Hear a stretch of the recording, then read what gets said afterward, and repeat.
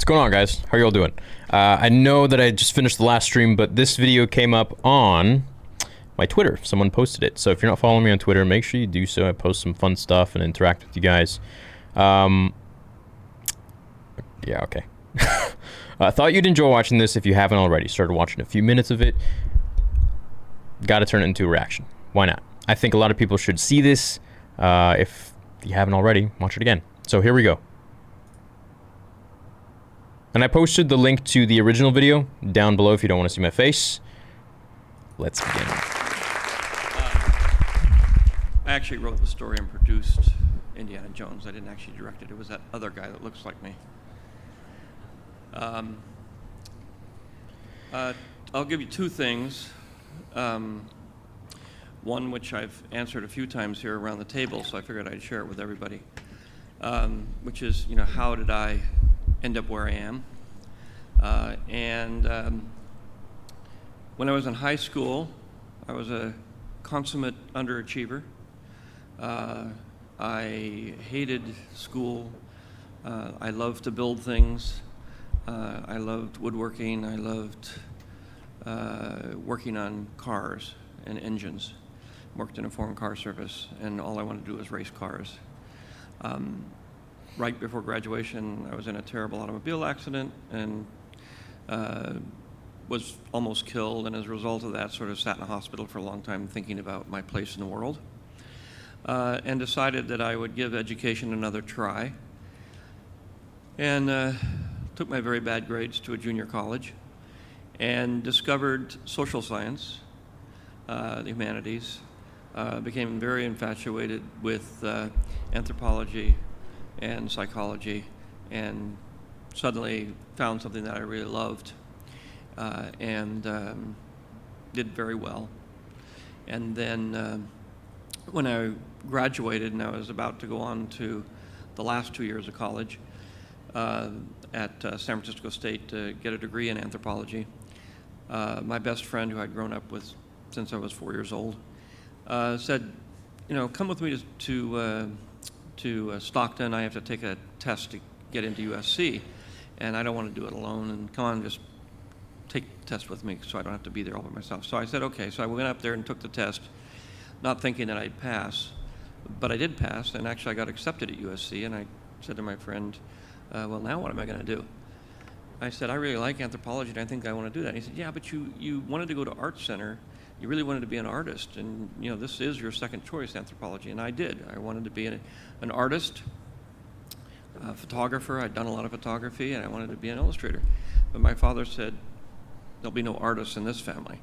That's a horrible way to make a living. And if you want to go and be an artist, then you're going to have to pay for it. And he knew me well enough to know that I wasn't about to do that. I will take the route of least resistance. I had sort of picked up my grades, but I was still a consummate underachiever. And so he said, well, SC, they've got a department there of photography. I said, oh, that sounds good. He said, it's easier than PE, you'll love it. I said, well, okay, maybe I'll do that. So I went down there, and it wasn't a school of photography, it was a school of cinematography. And it wasn't actually a school of cinematography, it was actually a school of cinema, where you learn to make movies. And I said, this is insane. You go to a university and you can learn how to make movies? I never heard of such a silly thing. So, and I hadn't really paid much attention to the movies when I was young. I sort of watched a little bit of television stuff. Went and saw Earth versus the Flying Saucers and, Bridge on the River Kwai and a few things like that. But I didn't know anything about movies. And I got there, my first semester, I had to take a lot of requirements, Spanish, science, that sort of stuff. But I got to take two classes. One was a history of movies, and growing up in a very small town with one movie theater, I hadn't seen a lot of movies, and we didn't get a television until I was 10.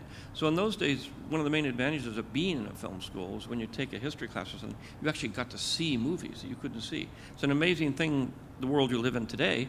You can actually go down to a store and just get any movie that's almost ever been made, and you can see it, and then you can actually have the filmmaker, in the extra bonus disc, tell you how they made it and everything. That's basically what a film school was, except you were surrounded by a lot of kids that sort of believed the same thing you did. So I got there and I learned about movies, which I really didn't know anything about, in terms of the history of movies, watching really great movies.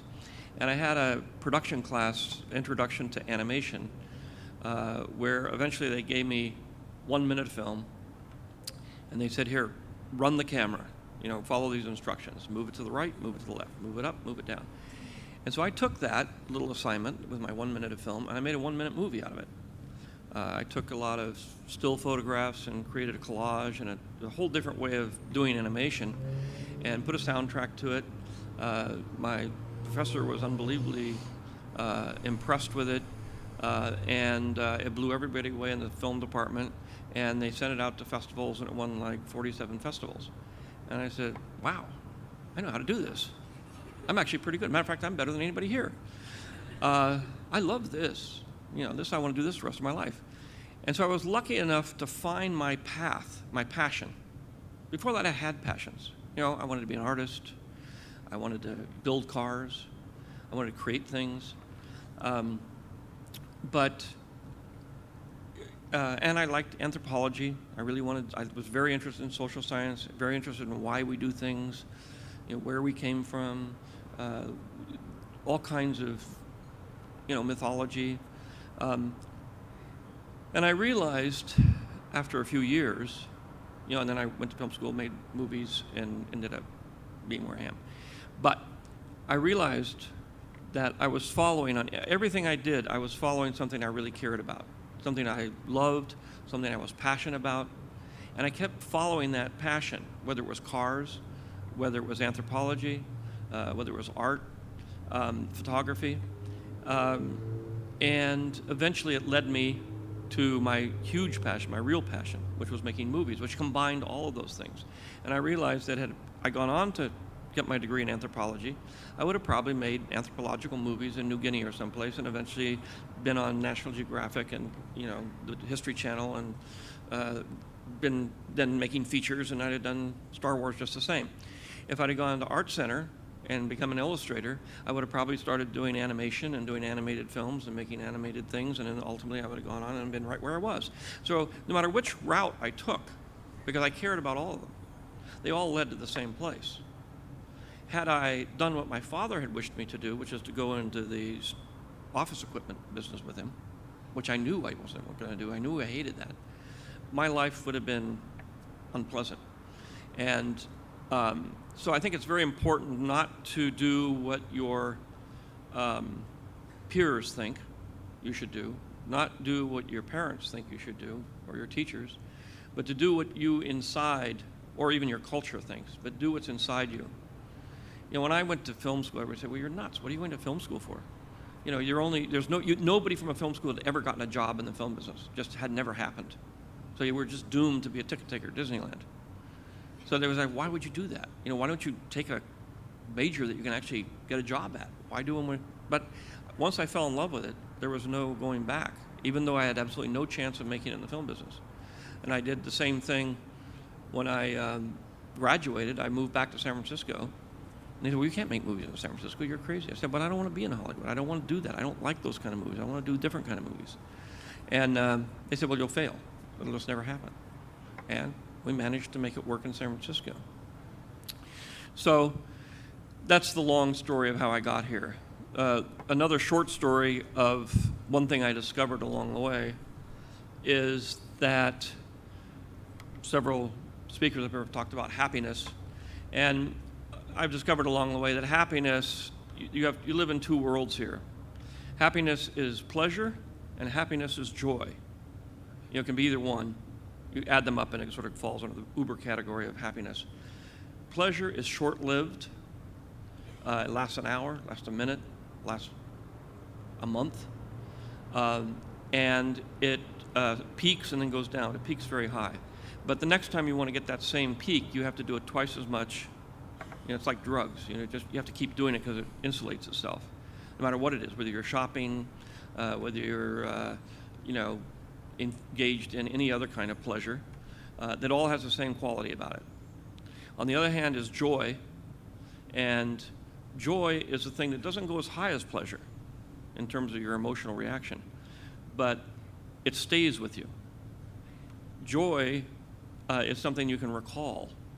Pleasure you can't.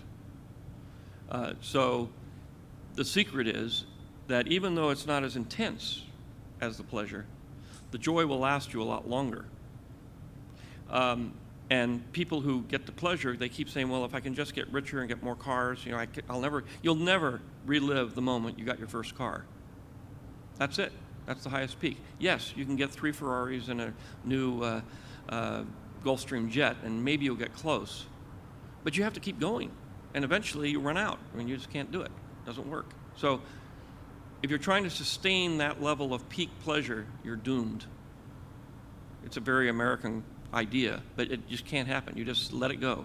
Peak, great. Pleasure is fun. It's great. But you can't keep it going forever. Just accept the fact that it's here and it's gone. And maybe again it'll come back and you'll get to do it again. Joy lasts forever. Pleasure is purely self-centered. It's all about your pleasure. It's about you. It's a selfish, self-centered emotion that's created by a self-centered motive of greed. Joy is compassion.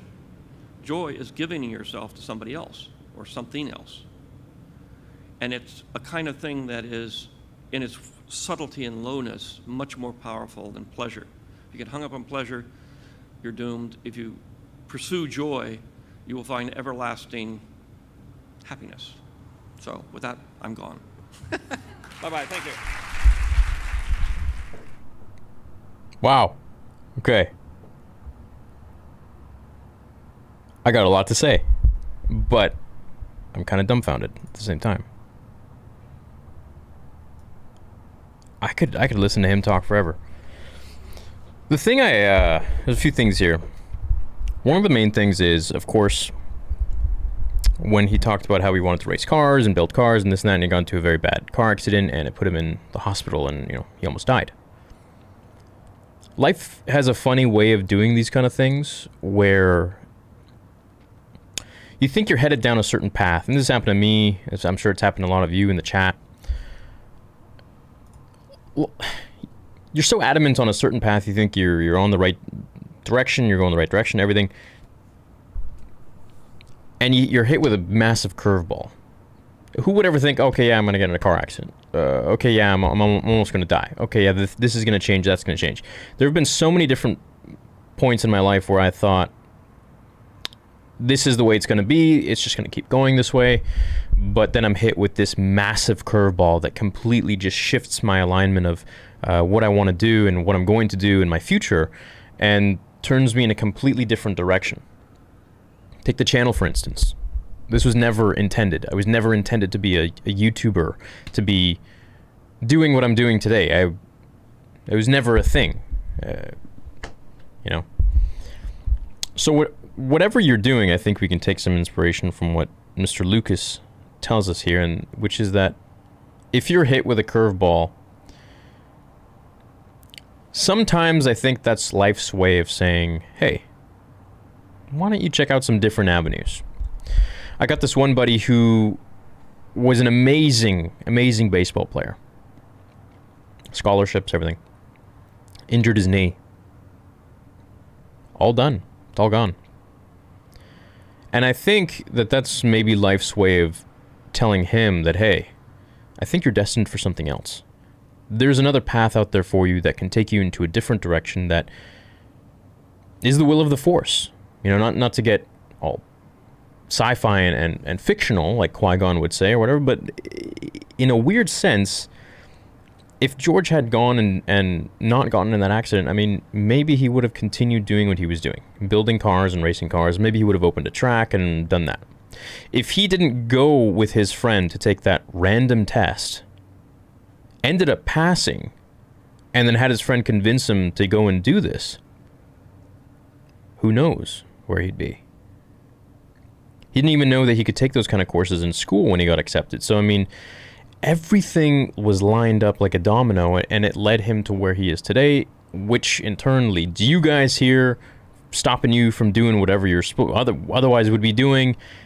Maybe right now, I don't know, I don't want to get too weird or anything, but maybe right now you'd be doing something else, and that could lead to a different turn in your life, right? But you're here, you're watching this video, and it's all because of what George did. And if George didn't make Star Wars, if he didn't go the path that he went, I wouldn't be here. Who knows what I would be doing? Maybe I'd be dead. Maybe I'd be doing something I'm just miserable in and I don't really enjoy. Because honestly, I've never been more happy in my life doing this, ever. In the beginning, so many people, comments, people I know in person, and they're just, oh, you'll never make it. Like when I was gung ho on like making my channel my thing. Like once I started it and I was like, okay, wow, I really enjoy this, and I kept going, and I started to gain some subs, and I was like, oh wow, I'm just gonna keep going with this. And the sleepless nights, working literally around the clock, sacrificing everything, literally everything. You guys know the story. I had so many people being like, yeah, you can't do it. You're gonna kill yourself. You shouldn't do it. It's a one-time thing. Whatever. You can't listen to people, you know? And that's not to say that you should just be hell-bent on what you think you should do, because sometimes what you think you should do is garbage. Like, it's literally going to lead you down the wrong path. So you got to really have that gut feeling and know, like, is this really the right thing for me? And when life hits you with those curveballs, it's a good opportunity for you to pause, slow down, and really think about your next steps. It's a very insightful video.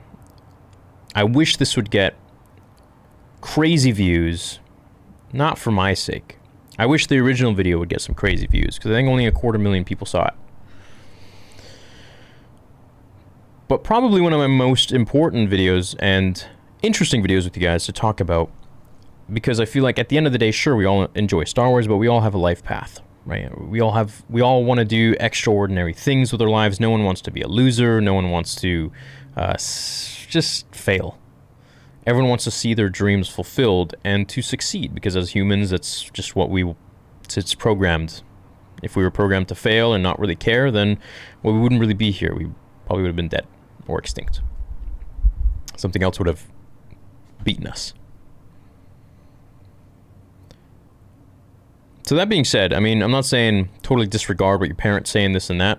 For the most part, they know what's up. But also, you always have to listen to yourself and what you truly want.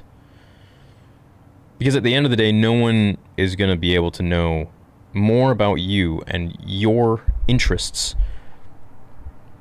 than you. There's no point doing something for money if you're miserable. There's no point doing something if you don't really enjoy it, or because someone tells you to do something. And we see that all the time with people, right? You're kind of like, yeah, I'm just thrown into this category, this job, because I just feel like that's just kind of where life led me. It's like, well, sure, but is it truly what you are happy doing? And this is something that, I don't know where I heard this from, but I feel like people should turn their hobbies into their careers, and not necessarily from like a money standpoint, like, oh, haha. Even if you got a job right now and it's making, a lot more money than, if you're making a lot of money right now but you're miserable, what's the point? I'd rather you make money, decent money, but be extremely, as he said, full of joy. Because at the end of the day, money can only buy you pleasure, and that's short-lived, as George said. And you always got to try to outdo the last buy, the last purchase. So if you can do something that you truly enjoy, where you wake up every day and you're really happy, and you're genuinely in your gut, you're happy to be doing what you're doing, you're thankful to be doing what you're doing, you're winning. I don't care what the paycheck is, you're absolutely winning. Now, if the paycheck is huge and you're happy, well, I mean, hey, what more can you ask for? And you're healthy, what more can you ask for, But I would say the biggest joy is probably, you know what my biggest joy is when I give. When I find like I donate, or I give something to my parents or someone I care for, it gives me so much more enjoyment and happiness than anything else. And there are a lot of things that can make me happy, but so I think the more you focus on, I don't want to say just focus on others, but the less you focus on intrinsic things, selfish things, as George said, I think the happier you're going to be in life. If you're happier in life, you're on a higher elevation, and you're just going to do better no matter what you do, because everything you do, you're approaching it from a different viewpoint. And this is really kind of what I've been training my mind to do since I was a kid. It's just keep the negative away, the dramatic away, all the bullshit away, and just go for what you want. As long as it's, it's not hurting anybody and it's not hurting you and this and that. Just go for what you want in the most positive way that you can. Because that's really all that matters. So I think this video is absolutely beautiful. Let's see what you guys are saying. Hello from Saskatchewan. What up, man? Do you remember Meadow? Thanks, man. You just watched this morning. I love how George talks about pleasure versus joy. Such a wise man. He really is. I wish he made a YouTube channel and he just like talked. That'd be cool. Just like talked about his experiences and like making movies and like stuff like that. It's always insightful hearing educated people talk about things. This is a very important message for everyone. Life has a way of changing our perspective. I'm a proud music writer, photographer, graphic designer, and much more. You're an amazing voice, Star Wars Theory. Thanks, man. I'm sure you're amazing at what you do.